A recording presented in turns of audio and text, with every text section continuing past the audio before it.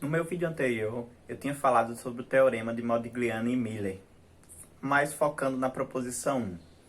Nesse vídeo, eu quero falar sobre um problema desse teorema que surge a partir de um fator a ser incluído nessa relação. Esse fator é o aspecto tributário. Como eu tinha dito, o teorema de Modigliani e Miller, principalmente naquela fase inicial, onde ele diz que o valor de mercado é exatamente igual para uma empresa alavancada e para uma empresa não alavancada, ele precisa de condições específicas, condições essas que nem sempre são atendidas no mundo real. Uma dessas condições é a de que a tributação seria a mesma nas duas empresas, com estrutura de capitais diferentes.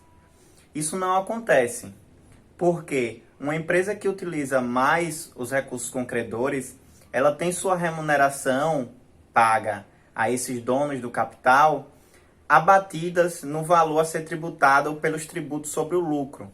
Enquanto a empresa que é menos alavancada não tem esse benefício. Para explicar melhor isso, vamos para o quadro que eu tenho aqui. Pois bem, a gente pode entender o capital investido em uma empresa entre duas principais diferentes fontes. Uma, os credores, e a outra, os investidores. Ambos são remunerados pelo investimento feito. No entanto, as remunerações pagas a esses dois tipos de aplicadores de capital são diferentes, tanto na sua forma, quanto no tratamento contábil e tributário dado para elas. A remuneração paga aos credores é tratada contabilmente como uma despesa financeira, enquanto a remuneração aos investidores não é. Isso tem implicações não só contábeis, mas também para os aspectos tributários. Na contabilidade, quando a gente está mensurando o lucro a ser tributado, a gente abate todas as despesas, pelo menos a maior parte dela. E isso inclui as despesas financeiras. Ou seja, o valor do lucro a ser tributado numa empresa pode mudar, dependendo da quantidade de despesa financeira que essa empresa possui. E isso tem implicações para a estrutura de capital como um todo. Voltemos ao nosso mundo hipotético e imaginamos uma empresa A e uma empresa B que são exatamente iguais em todas as suas características e condições. Todas que você consegue imaginar. Elas são empresas exatamente iguais. Isso aqui não existe no mundo real, mas vai facilitar nosso entendimento. A única diferença entre essas empresas é quanto à estrutura de capital. Imagine que o endividamento dessa empresa A ele é igual a 0%, ou seja, a empresa não utiliza dívida. Enquanto da empresa B, ele é igual a 50%, ou seja, metade dos investimentos dessa empresa é financiado através de dívida.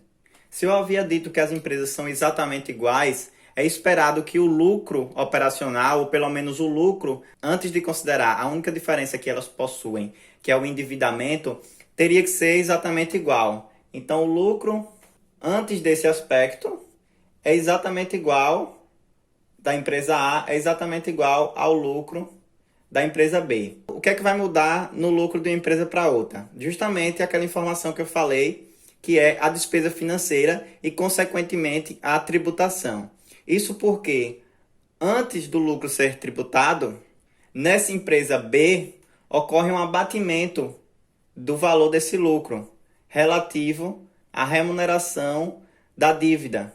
Esse abatimento faz com que a despesa tributária que incide sobre o lucro da empresa B seja maior do que o tributo que incide sobre o lucro da empresa A.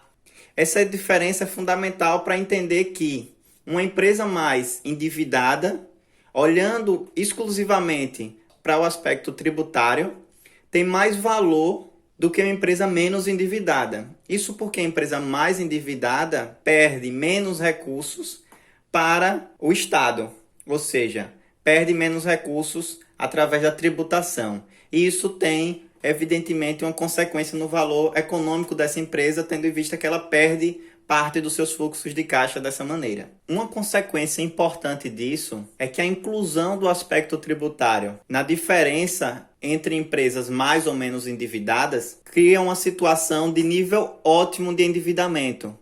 O que é um nível ótimo de endividamento? É o nível onde a empresa aproveita o máximo dos benefícios de se estar endividada. Quando a gente olha somente para o aspecto tributário, a gente percebe que para aproveitar o nível ótimo de endividamento, a empresa teria que ocupar seu endividamento em 100%.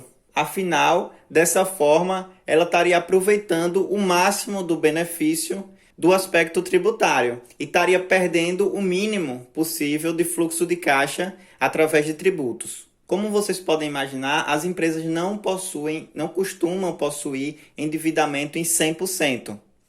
Isso porque existem outros fatores que vão motivar essas decisões.